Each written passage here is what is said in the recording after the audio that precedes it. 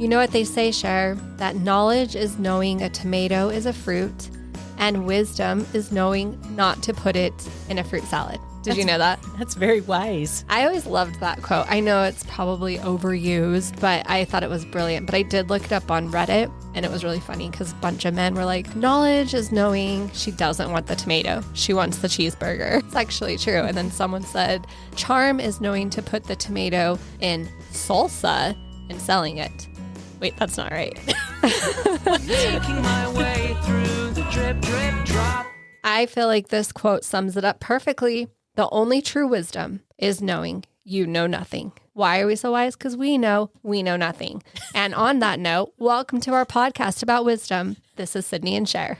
As you've already said, Cydni, our podcast today, we are going to go on a quest for wisdom. So what do you have for us? Yeah, Jordan Peterson talked about a quest for wisdom, as in a question. And then I thought, so many things, and let me try to make this make sense. One, everything important begins with a question. We have to be curious. And immediately I thought of Joseph Smith, who started everything with the question of which church to join. I think that's really important to consider. I like that. The first thing I thought of was Thomas Jefferson. I don't know what that says about me, but Thomas Jefferson said, "Question with boldness even the existence of God, because if there be one, he must more approve of honest reasoning than that of blindfolded fear." Thomas Jefferson is encouraging us that God wants us to ask tough questions to him. He's God and he can't lie, and he's going to tell us the truth.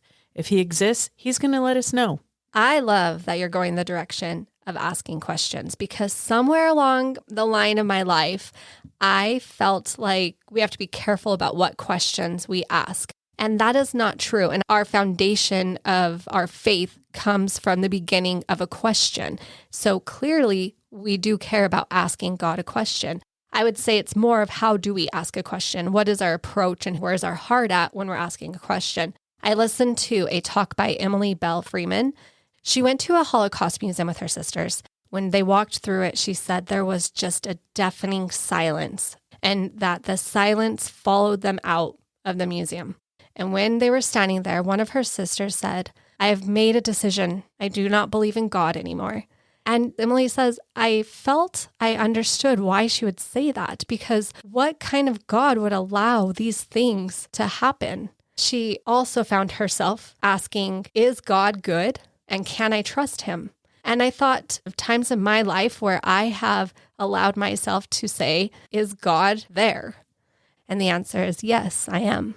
And that might just change your entire life. So are we okay to ask questions? Are we okay to go on a quest for knowledge? Absolutely. And when I think of quest, I think of obviously Lord of the Rings. They're going to go slay some dragons, which is not the same as setting out a picnic. If we go on a quest for wisdom or look at people who have found wisdom, they have gone through soul-stretching experiences. So I find it unsurprising that when I search up wisdom and gaining wisdom, outside of a lot of wisdom teeth articles, nonstop. Do you want to know what my algorithm is? It's like dentists around here who have wisdom teeth. But the second thing that I found over and over was getting through difficult times. So I searched up gaining wisdom, and the article would say how to get through difficult times. Therefore, I've come to the conclusion that if we absolutely want to gain knowledge, wisdom, we have to go through difficult times. And the quest that we are going on requires us to turn to God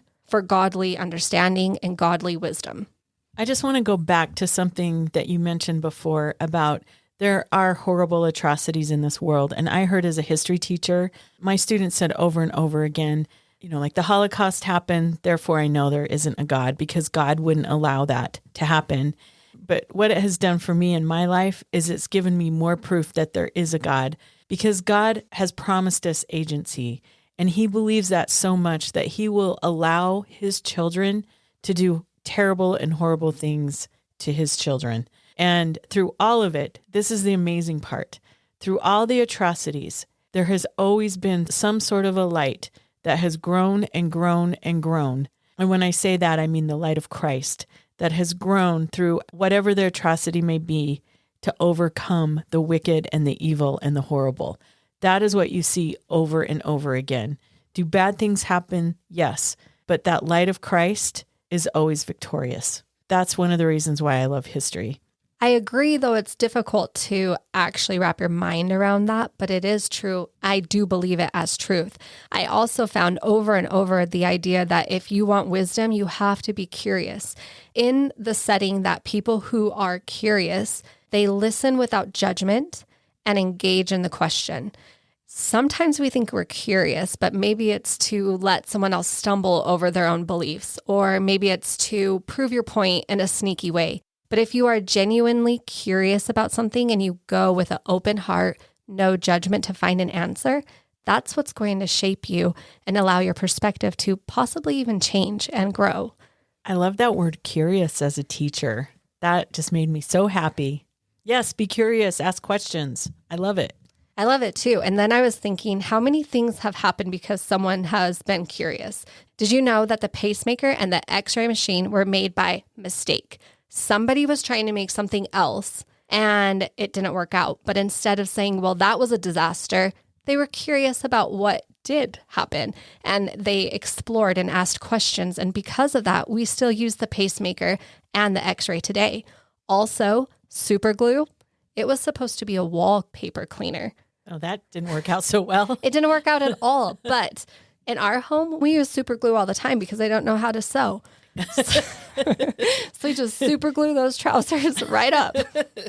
And then I loved that potato chips. This one was funny to me. It was made by a man named Chef Crumb, which is convenient. That is His customers were very unsatisfied with the crispiness of the French fries. And so he kind of a little bit in spite was like, well, I'll show you. And he cut them thinner and he cooked them longer and people went crazy for it. I just loved it. But my favorite was the ice cream cone because what happened at a state fair in St. Louis, the ice cream was so popular that they ran out of cups. But there was a man, Ernest Hamway, next door with his Persian waffles who was like, let's just be curious here with this waffle that I have. What if I roll it up? And he did. He rolled it up and they served the ice cream in the waffle. And the most important invention of our day, the waffle cone. The waffle cone exists today because somebody had a problem. They were curious about it. They were open-minded about it. They explored it. And this is how we know there is a God. Waffle cones. Which is the whole intention of this episode. We just wanted you to think about ice cream cones, and that would take away all the pain and suffering. Because yes, there's pain. But there's also double scoops. There's cookie dough. There's chocolate mint. There's Rocky Road. Is our quest rocky? Yes, but can you have 2 or 3 scoops of Rocky Road or a whole tub? You can have the tub. Honestly, our family's had a rough week, but someone in our family has had the worst week because I went downstairs and there was a whole tub of ice cream empty. I don't know who did that. Anyway, I feel really sick to my stomach today. Dairy does not sit well. But seriously, our intention today with our quest is to understand, one, that it's messy, but also wisdom is a godly attribute that we can seek. It's just going to be a rocky road to get there. So just really quickly, Cydni, maybe we should go over some definitions so we understand what we're talking about today. So knowledge is facts, information, skills learned from reading or studying or experience. An example is you read that a stove is hot. Understanding is the comprehension of that knowledge and a deeper awareness so that you comprehend what the words you're reading actually mean. You understand that touching the stove will cause a burn, and you can explain why it's dangerous to touch the stove and predict the consequences of what will happen if you touch the stove. Wisdom is application of that knowledge. It's application of knowledge plus understanding. This is done through experience and moral reflection. So an example is maybe you've touched the stove or you were around somebody who touched a stove and you burned your hand and you now know not to touch the stove again. And you can explain why you shouldn't touch the stove. You can explain why you should be careful, but you also know the good things that a stove can do and the purpose of it. You can actually do more than boil water on the stove. Wait, what? What is this That about? was like a softball I just threw to you right there. Like, can you ever remember that you're boiling water? That's the question. You know, like when you boil water and then it's gone and you're like, hey guys, this is a science lesson now. I'd like to teach you. That's not about cooking, but evaporation. That's what you do at your home? I mean, I was speaking from experience a little bit. Tune in to our cooking class. But wisdom, teaching evaporation lessons or not to touch the stove or what have you, having wisdom allows us to bless our lives and the lives of others. Okay, but if we're honest, the wisdom situation and helping others in the house, since we're talking about kids, would be like, hey guys, don't touch that hot stove. And they will be like, what do you know about hot stoves? And then they're going to learn by themselves anyway. That's usually how it works. I can't disagree with that. That is usually what happens, not just to your kids, but to all of us. But how we can get that moral judgment piece of wisdom, this is done through the Holy Spirit. In the Doctrine and Covenants, section 84, verses 45 through 46, it says, "For the word of the Lord is truth, and whatsoever is truth is light, and whatsoever is light is spirit, even the Spirit of Jesus Christ. And the Spirit giveth light to every man that cometh into the world. And the Spirit enlighteneth every man through the world that hearkeneth to the voice of the Spirit." So what we can learn from this is having the Spirit is what will help us combine the application of knowledge, understanding with correct moral principles so that we can gain and share our wisdom. I've used this example before, I believe, but this is one of the problems with self-driving cars is they don't have that wisdom or the moral judgment that goes along with it. If you're driving down the street and a little kid runs out in front of you, you don't have time to brake, you're going to swerve. And if you swerve, let's say there's a tree off to the right, there's a car coming at you to the left, you're going to swerve probably towards the tree to protect the kid and the person coming toward you. But a self-driving car is programmed to protect the driver. So the best option is to run over the kid, not hit the car, not hit the tree, run over the kid, because that will protect the driver the most. Self-driving cars do not have wisdom. They just have knowledge, protect the person in the car. That application's so dark, but I understood it. This is where our morals combined with that wisdom comes in, is on our quest for wisdom. The most important piece to include is God, so we can have his Spirit with us so that we can make those moral judgments. And this is how we gain wisdom and truth and understanding and knowledge. And all of these things help us to have discernment. And this is the ability to perceive, understand, and judge things clearly and wisely, especially distinguishing between truth and error and right and wrong or good and bad. That is the power of discernment. And that is what wisdom can bring to us, is that we will be able to have that discernment power and be able to make clear and moral decisions. Cydni, I want to read a quote to you, and I want you to guess who said it. Okay, Okay, I'm in. You ready? Yes. Okay, it's kind of long, so buckle in. All right. All I'll right. pay attention. Okay, here we go. Knowledge is the collection of facts, information, and skills we gain through reading, study, or experience. It's what we know in our minds, like learning from a book or being told the stove is hot. Wisdom, on the other hand, is the deeper application of that knowledge and understanding. It is shaped by experience, trial, and even mistakes, and it guides us to make the best possible decisions with a moral compass in mind. Wisdom takes what we've learned, filters it through lived experience, and turns it into insight that can bless our own lives and the lives of others. Do you know who said that? Theodore Roosevelt. Yes, you got it. Did I really? No. Oh. Do you know who said it? No. You. Oh It my was gosh. At a previous episode, that was a quote from you, Cydni. And let me tell you why I really liked it and why I'm reading it to embarrass you. I'm not embarrassed. My face is red. It's hot in here. It's that stage of hot flashes, I think. Perimenopause, whatever. Blah, blah, blah, blah, blah, whatever. The reason I really like that quote from you, Cydni, is that wisdom can be used to bless our lives and others. I love that. And as I was reading that quote, I thought of my students that I've had over the years, and some do not have knowledge or understanding. They refuse to get it. They won't listen when anyone explains that the choices that they are currently making are going to lead to very bad stuff happening in their life. For example, if you keep stealing cars, you're eventually going to go to jail. Or if you hang out with the homies, the next drive-by might actually impact you. I was going to go on a big, long thing about my students, but then I thought, how many times has God said this to me? How many times has God said, if you're not praying, it's going to make it a lot more difficult to figure out your big decisions. Or if you're not reading your scriptures, you're not going to understand the gospel as well. Or if you're not taking the sacrament seriously, you'll have a more difficult time filling the Spirit and staying close to the Savior. I need to just point the finger at me. God is doing the same thing. He's saying, I want to give you that wisdom, that truth, that understanding. I'm here. Ask the questions, bring it towards me. Let's work it out together. He has all this advice and wisdom for us. The question is, what are we doing with it? Are we applying it or not? I did notice while studying and reading other people's quotes and now my own that, just kidding, that one, I just said it again. It had nothing to do with what I'm going to say. I just wanted to bring it up again. I'm going to make this worse than Paris, just so you know. Oh my, why did I do that? Feed the ego. Watch what happens. I did notice how often this idea that you have to be uncomfortable to gain wisdom. And obviously I'm going to think of King Solomon because he is known as the wise King Solomon. As a young teen, I remember when they would talk about King Solomon that he was given an opportunity to gain anything he wanted. And you know what he asked for? A new car? Try again. Sorry, a new chariot? Chariot. Nope. No, it wasn't it. But I liked your enthusiasm. So he asked for wisdom. And this is something that I wrestle with in my heart because I have this desire to say the right thing. And I feel like that's the right answer.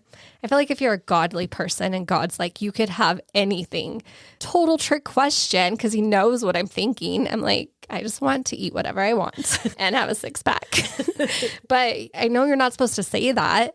I know you're supposed to say something like, oh God, wisdom, and mean it. And I've always really wrestled with this idea because I don't think I'm there, not genuinely. Are you? No, but he knows what we're going to say. We're going to say something stupid. And so that's why he's not going to give us that opportunity probably. Because he loves us. Now. He loves us. So he's not going to ask that kind of thing? No. He's only going to ask that we go on a quest. Right. And tumble a little bit. And try to get to the point where he can ask us, I'll give you anything you want. We're not there yet, Cydni. We're working on it. I'll tell you what he does ask. From a story by Michelle Craig at a BYU women's conference. The story might have potentially impacted my life forever. She shares a story about this woman who goes through a very devastating few years that her husband of 20 years decides to no longer believe in God. And so she has to take the children by herself to church. And in all of this, she found out she was pregnant with her fifth child and their marriage was falling apart and his faith had fallen apart. And she was just barely holding on as it was. She talks about how devastating everything was. And it did not stop, that it kept being devastating and terrible things kept happening, even though she committed to her faith stronger than ever, while people she was hoping to partner with decided to go a different route. And she said she was sitting in the temple and she was very uncomfortable because it was a high-risk pregnancy and she had to carry around special equipment to help ensure she and the baby were safe. She was sitting there in an overpacked session at the temple when they set up even more chairs for other people to come in and join. And in this, there was a sister with a special need who had a partner to help her get through the temple session together. She overheard the special needs sister say, "This chair is so uncomfortable, I can't sit here anymore." And she knew what was coming. The other sister leaned over and said, "Would you please mind switching chairs with this other sister?" And this woman was 6 months pregnant and carrying medical equipment, and she did not want to. And she knew what she needed to say, and she knew what she needed to do. She said, "Of course." And she said that sister was not lying. It was the most uncomfortable chair she had ever sat in her entire life. And she said that she had tears rolling down her face, and she found herself going to God with a question. And it was, how am I supposed to keep going? How am I supposed to keep doing this when you keep giving me such difficult things to try and face? And I keep trying to face them and you keep giving me more. How am I supposed to continue? And she heard the answer. And it was simply, I need you to get comfortable with being uncomfortable. I love this because when I think of Eve, who has been on my mind a lot recently as I've been studying, and from the same talk, she quotes the prophet who says we must have the courage and the vision of our mother Eve. I see these women completely different now. I like to joke around that, like if you put food in front of a woman, then yeah, she's going to eat it. What do you expect? My perspective has slightly changed to the absolute courage that Eve had to do what she did. Satan tempted her with wisdom. And she says, I will do this to be wise. I believe she understood that the good was going to be balanced out with that bad. that it was not going to be an easy picnic. It was going to be a dragon slaying quest. And we know that's true because her firstborn and her secondborn went through what no parent wants to go through. So between the idea of King Solomon and the idea here of Eve, who would, number one, put wisdom first, I feel like it's something I probably should dive into more and understand exactly what it is, the currency of wisdom. I'm glad you used the word currency because in this life, I feel like, at least I am, gathering stuff all the time. I'm trying to gather or collect currency or things or junk or stuff. In Proverbs chapter 4, verse 7, it says, "Wisdom is the principal thing. Therefore get wisdom, and with all thy getting, get understanding." And I think that sums it up. Wisdom is the principal thing. And like our mother Eve, she did learn from her mistakes, and she had knowledge, and she gained wisdom, and she taught us it is a choice. Are you going to learn or not? I will say that Ben has a belief with Adam and Eve that if it was left to Adam, that everyone would still be in the garden, that it never would have gotten done, that he was quite content. And so I think what he's saying, obviously, is that sometimes it just takes a woman to get things done. And I appreciate Ben said that. Good job, Ben. That was good. Thanks for saying something non-verbally that I understood, that you really believe in the power of a woman, that if there's going to be a quest, a woman must be involved. I agree. I absolutely You agree with Ben? I agree with you. No, Ben said it. Yeah, I agree with Ben. Duh. So I thought of a few examples when I was thinking about gaining wisdom as a choice. And these examples of my students, popped into my head. But then I was like, really, just focus on you. And I just want to say a couple of things that I learned in my life, okay?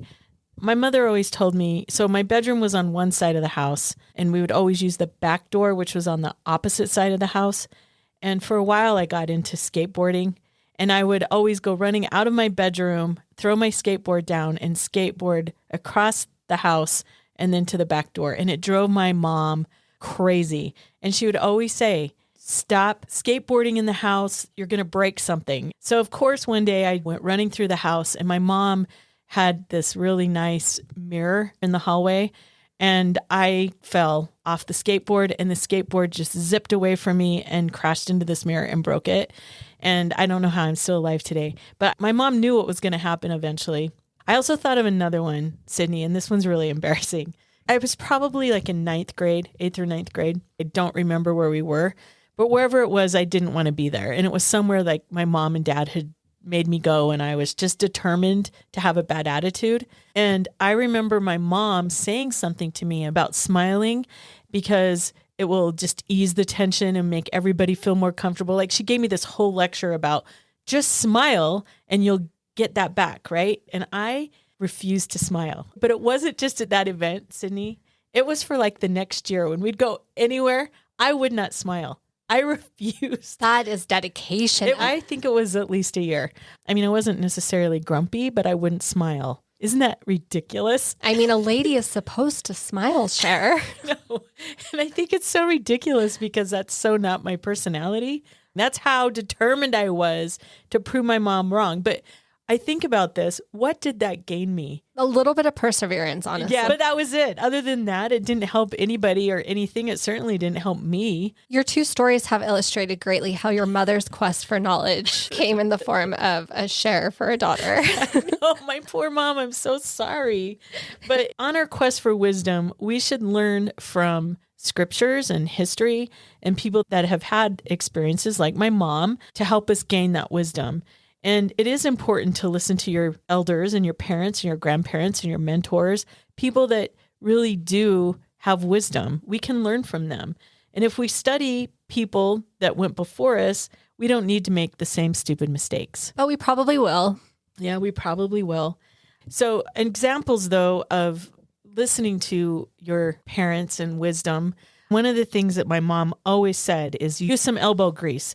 And when I was little, I was always like, what is this elbow grease and how do I get some? And I didn't really understand it. And I was perplexed, Cydni. But as I got older, I finally started to understand what this elbow grease was. Some things you just can't take the easy way out and you just need to work hard. You just got to scrub a little harder. You got to try a little bit more, or else that dirt is never going to get out of there. So on our journey, we have all this enormous amounts of information at our fingertips, but sometimes we just have to use a little bit of elbow grease and get in there and learn for ourselves and trust in God and know that if we just keep going, eventually we're going to gain that wisdom. Recently, I've really reflected on the fact that no matter how much pain and disappointment and challenges and trial we receive in this life, God has a greater gift of wisdom to give us that we can turn around just like in the hero's journey and help the people behind us, which brings us to our challenge to make a decision to go on your own quest for wisdom. And that may include going to God with a sincere and curious heart and asking a question that you need an answer to. This brings us to our final thoughts. Our quest for wisdom isn't about collecting every fact like we're just cramming for trivia night. It's about letting knowledge, experience, and God's Spirit shape us into people who make better choices. Sometimes that means learning from history or scriptures. Sometimes it means learning from grandma. And sometimes it just means learning not to ride a skateboard through the kitchen. Either way, the goal is the same. Keep moving forward and don't be afraid to use that elbow grease. This is our prayer. From Cydni and Sher. I'm forging my way through the tip top. I'm living my life through the drip drop. When eternity's plan, I just can't stop. I'm making my way through the drip drop. But I need to stop saying I feel, because I'm such a woman and I'm just like always feeling, and I'm living my life, following my feelings, you know? Wow. We had a lot of feelings today. And the quest is difficult. Stupid. And so what are we gaining from all of this? Our quest doesn't make sense, as usual, Cher. Okay. What did I just last say? It was ice cream. Ice and cream. God. Okay. You dairy. You can do whatever you want. Thank you. I'm just going to stretch out my foot. I was going to ask what you're doing. It was like a dance. Fun. Get it together. Was that good? Was that a good like intro to a hook to have you listen? What? You probably really mean that. She had tears rolling down her face and said, oh, what did she say? So climatic, and then I just dropped it. Okay, I'm really good at storytelling. Where I was thinking about Punch the mic. I just lost it. My mind went elsewhere. It's for real. My brain just stopped working. It did. That's the Stop. sign that we're done. Yeah. Have a good week. Bye.